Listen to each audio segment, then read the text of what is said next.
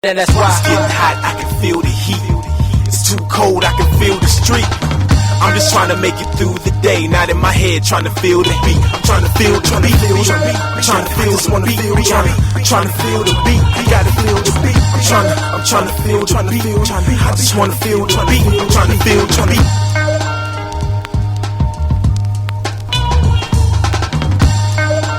Feel the beat. 270 people in the United States have fallen victim to gun violence in the last 72 hours. Is now a good time to talk about gun reform? The George Croom Experience, presented by Ad Closure, the secret agent of top agents. Is your home being marketed or is it just listed? Tell your agent you want Ad Closure marketing to help sell your home faster. Welcome, ladies and gentlemen, to the George Croom Experience. It is Tuesday, November the 22nd, 2022. 22, I love it. Let's get it going. I'm going to usher you through this next 22 minutes. First, let's pay some bills like we always do. The George Croom Experience is presented by Ad Closure, the secret agent of top agents. Talk to your agent about adding Ad Closure marketing and sell your home just a little bit quicker. We're going to get into it today. We got a bunch of things going on, and D. Kep is going to usher us through into this first segment. Let's go, Kep. Don't judge Aaron. He bet on himself and is set to win big. Why more players should do the same. So if you caught yesterday's episode, this is on the same level as me saying college players shouldn't be so loyal to schools. I basically advocated for college players skipping their senior seasons and getting ready for the NFL, NBA, whatever you have at draft, so that they don't get hurt, so that they can get more money, so they can be ready, that much more ready for the next level and not have to go through that competition. A lot of people have the resume. There's a lot of people who have a resume who are afraid to not play because they think it's going to hurt them.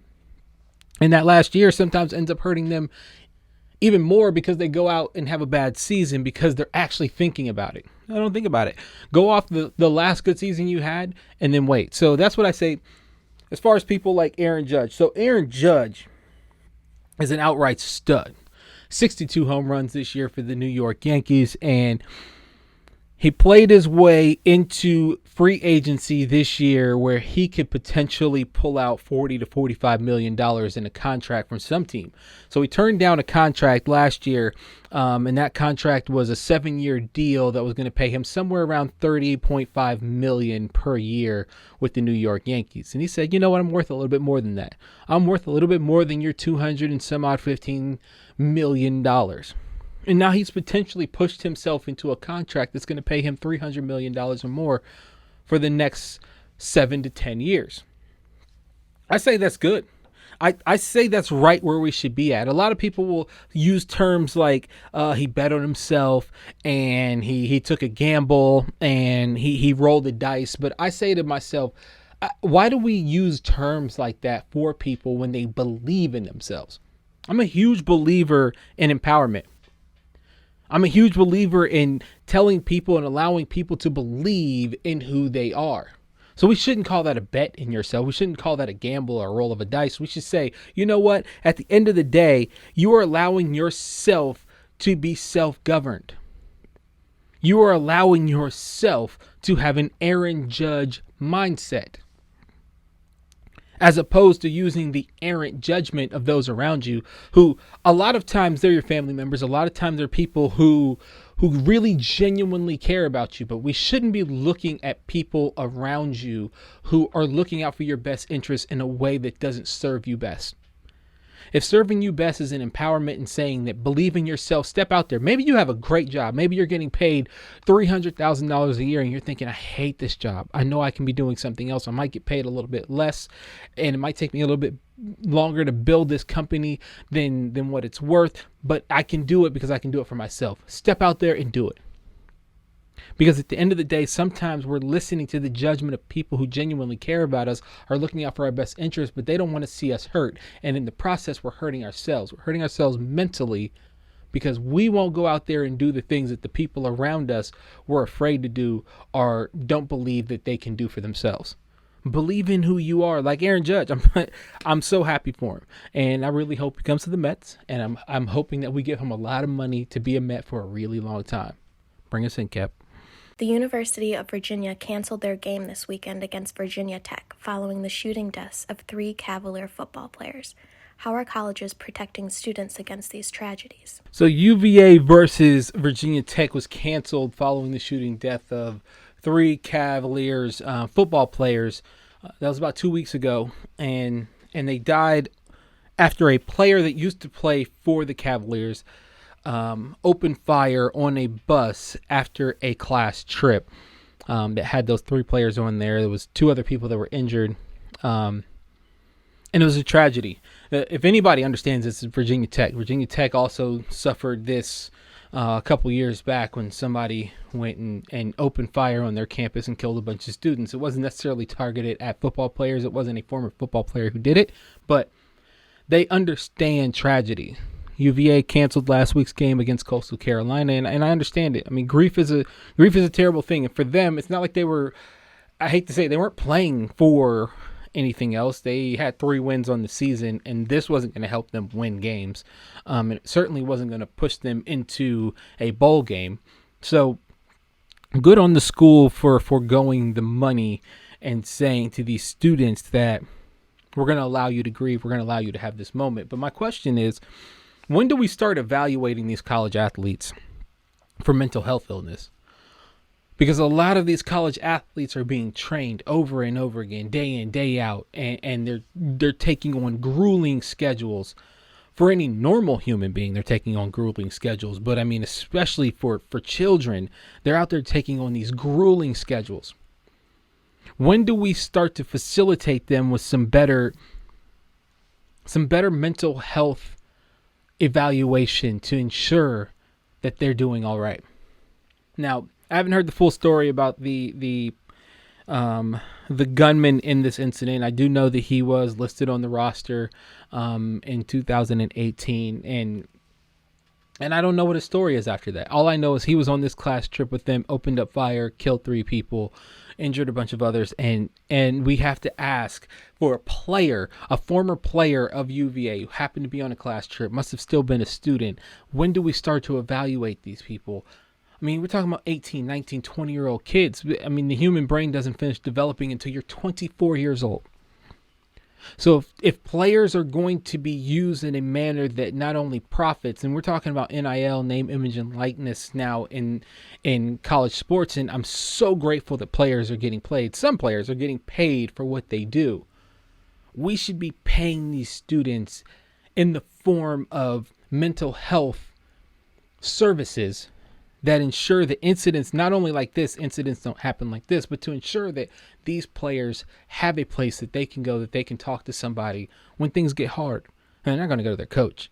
They're absolutely not going to go to a coach and say, hey, I'm struggling right now, because that means loss of playing time. That means you might get ridiculed by your teammates. They're not going to go to them. They need the school to step in and say, we'll protect you by providing somebody that you can talk to when some of this gets overwhelming, because at the end of the day, these are still children, and children whose parents have trusted a university to take care of their well-being.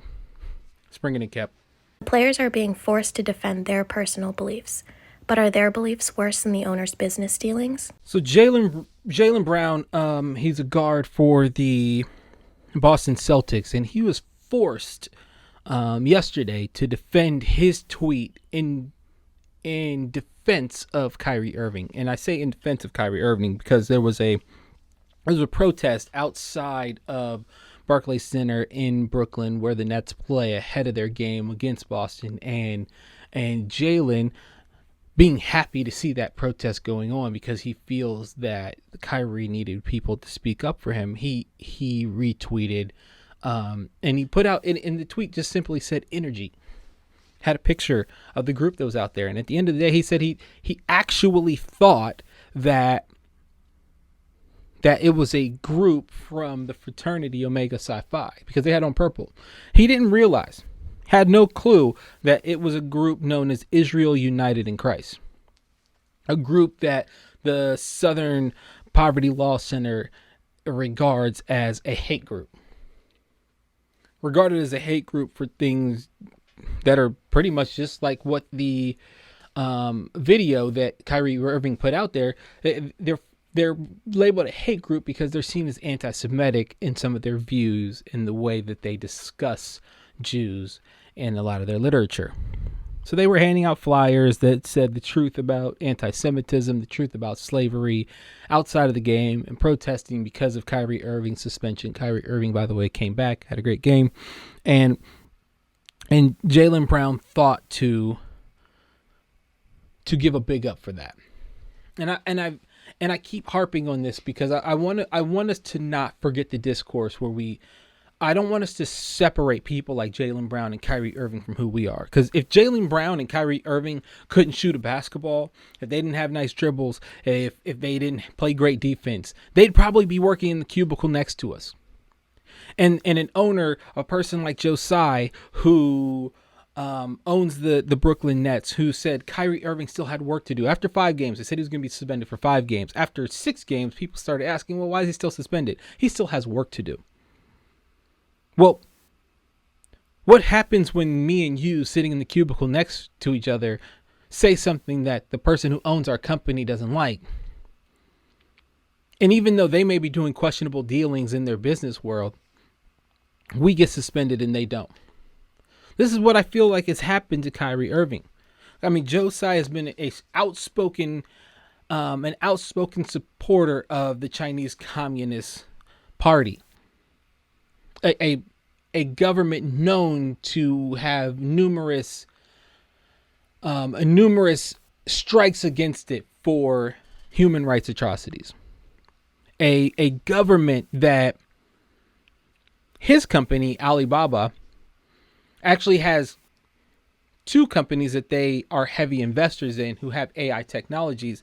And those 2 companies are known for selectively targeting ethnic Muslim minorities living in the northeastern region of China known as Xinjiang.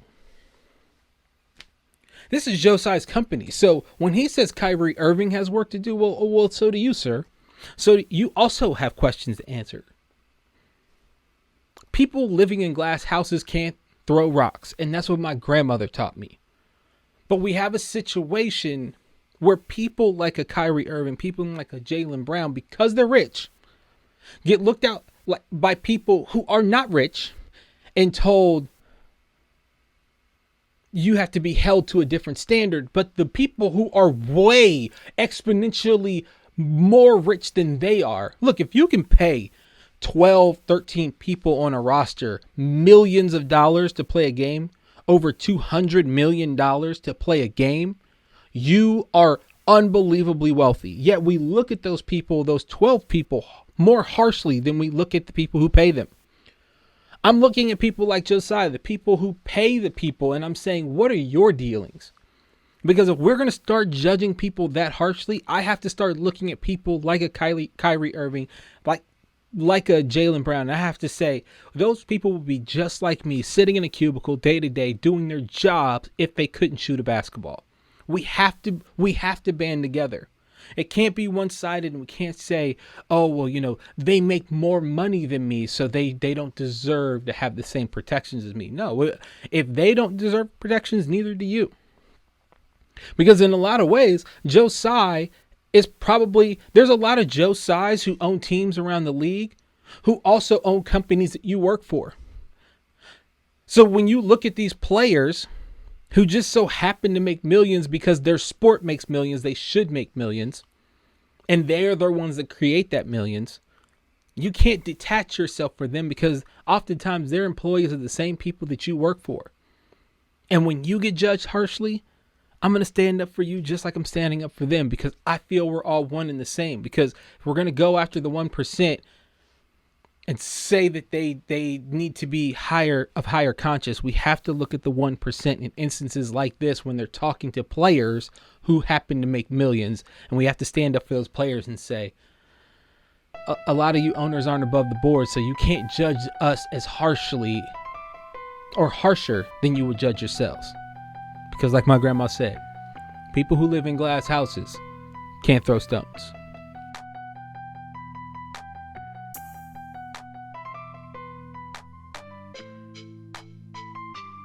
G1 Commercial is a proud sponsor of the George Croom Experience. Stay tuned because more is coming up after this break. What is an asset-based lending philosophy? An asset-based lending philosophy focuses on assets instead of income. Let me explain. A traditional mortgage requires the borrower to prove they make enough income to cover their mortgage payment and all other debts. The amount of your income used to pay your debt is limited to somewhere around 50%. This means that if your debt is greater than the maximum debt-to-income ratio, your loan is denied. An asset-based loan doesn't use your income to qualify. It uses the property securing the loan and its ability to generate cash flow or appreciation as the primary qualifier.